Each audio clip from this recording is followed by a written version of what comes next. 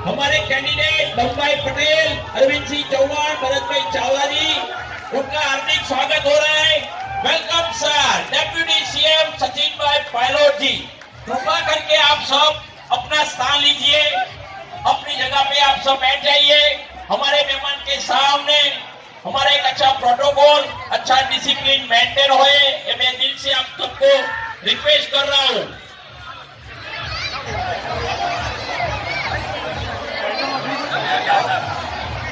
Welcome sir, deputy CM Sachin Pilot ji हमारे बीच आ गए, उनका तालियों के साथ अभिवादन कीजिए। कांग्रेस पार्टी, राहुल गांधी। गुजरात के लोगों को, आप सब लोगों को आने वाले 5 साल का भविष्य तय करना है।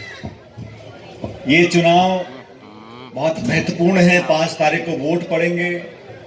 और अभी देवेंद्र भाई का मैं भाषण सुन रहा था, मैंने उनसे पूछा, मैंने कहा आप उम्मीदवार हो, आप इतना शॉर्ट में भाषण दिया है आपने, तो उन्होंने कहा जनता मेरे को अच्छी तरह जानती है, मैं कितना काम किया नहीं किया, मेरे को भाषण देने की जरूरत नहीं है, मेरे को सब पहचानते हैं, जानते हैं।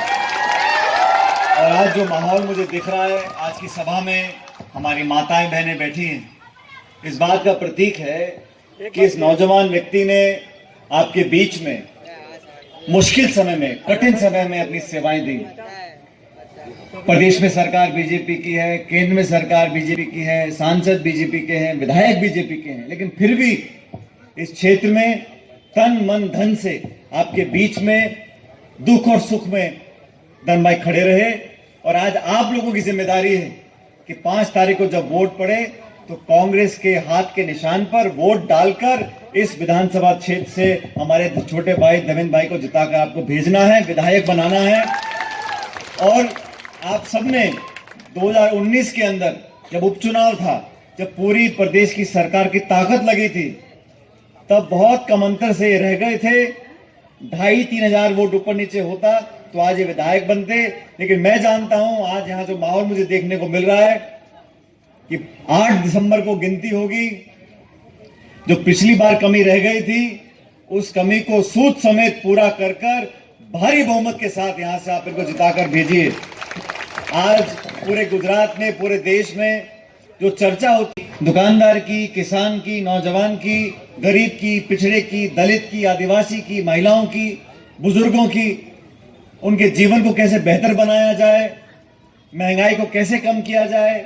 गैस का सिलेंडर 1100-1200 रुपए का बिक रहा है, पेट्रोल डीजल 100 रुपए पार कर गया, डॉलर की कीमत 80-85 रुपए हो गई। इसको समझने संभालने वाले लोग नहीं बैठे हैं। दिल्ली में, गांधीनगर में जिन लोगों को सत्ता की चाबी दी है, वो सिर्फ प्रचार कर कर, माहौल बनाकर, विज्ञापन छापकर, व्हाट्सएप भेजकर लोगों को प्रभावित करना चाहते हैं।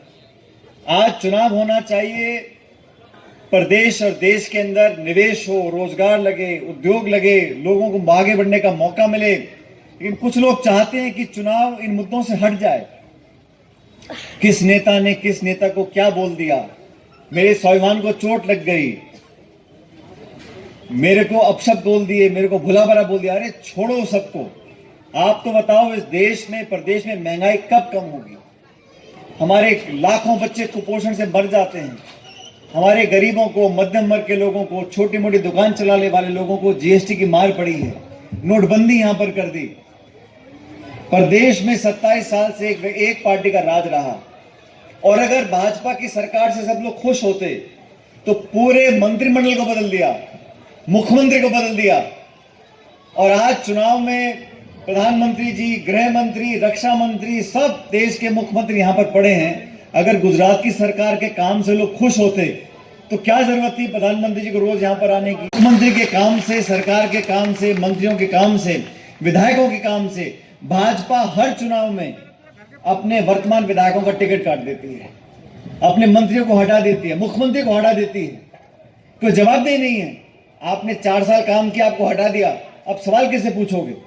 बार बार मौका देते हैं और जितनी उम्मीद है उसके अनुरूप काम नहीं हो पाता।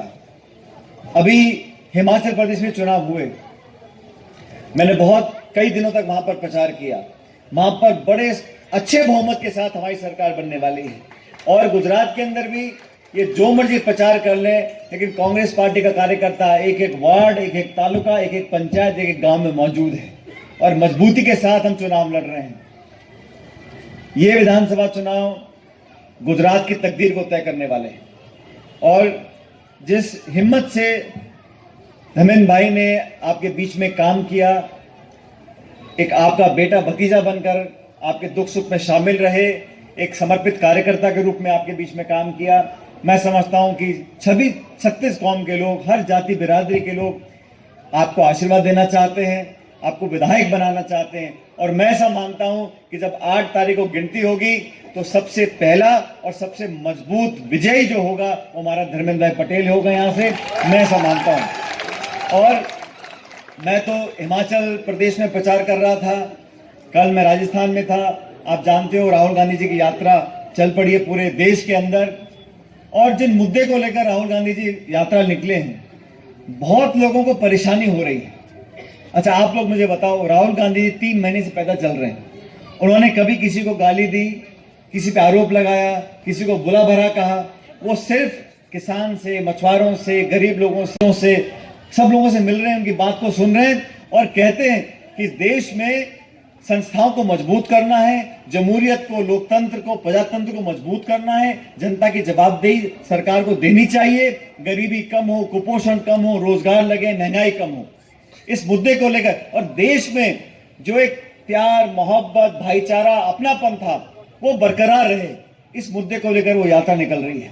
लेकिन भाजपा के साथियों को बहुत परेशानी है, वो बहुत विचलित हो रहे हैं क्योंकि लाखों लोग इस यात्रा से जुड़ रहे हैं और राजस्थान में यात्रा आने वाली है 2-3 दिन के बाद। लेकिन मैं आपके बीच में आज वोट मांगने के लिए आया हूं और मुझे लगता है कि आप सब पहले से मन बनाए बैठे हो। अभी जैसा धर्मेंद्र भाई बोल रहे थे, प्रधानमंत्री जी भी आएंगे, अभी 2-4 मंत्री पहले भी आ गए और लोग भी आएंगे, लेकिन आप लोगों को न्याय के तराजू में दोनों तीनों उम्मीदवारों को तोलना है और अपनी कृपा करके अपनी वोट जाहिर ना करें, अपनी वोट खराब ना करें। आप उस व्यक्ति को वोट दें जो जीत कर आपकी सेवा करने के लिए तैयार हो। और मैं जानता हूं कि यहां से विधायक बनेंगे, भारी बहुमत से देवेंद्र भाई जीत कर जाएंगे और आप लोगों की सेवा के लिए हमेशा वो काम करते रहेंगे। बदलाव की हवा हर जगह है, हिमाचल में सरकार हम बनाने वाले हैं और गुजरात के भी जो परिणाम आएंगे चौंकाने वाले आएंगे। ये जो हवा में सब घूम रहे हैं, 27 साल तक काम करते करते अब तुमको लगता है कि जनता से वोट मांगना ही बेकार है, जनता हमारी जेब में है, चुनाव से पहले आएंगे, 2-4 बड़े बड़े इवेंट करेंगे, अखबार में, टीवी में, मोबाइल में अपना फोटो दिखाएंगे और वोट ले जाएंगे। लेकिन जो काम करेगा, जो त्याग तपस्या से, समर्पित भाव से, ईमानदारी से लोगों के बीच में रहेगा, उस व्यक्ति को जनता चुनकर भेजती है। इसलिए मैं आपसे पुनः निवेदन करना चाहता हूं कि 5 तारीख को मतदान होगा। सुबह सुबह उठकर किसी के बहकावे में, किसी के लालच में, किसी के दबाव में नहीं आना, अपने मन की आवाज को सुनना है और जो व्यक्ति आपके बीच में निस्वार्थ भाव से काम कर रहा है उसको अपना आशीर्वाद देकर वोट डालकर जिताना है। मैं आपसे अपील करता हूं।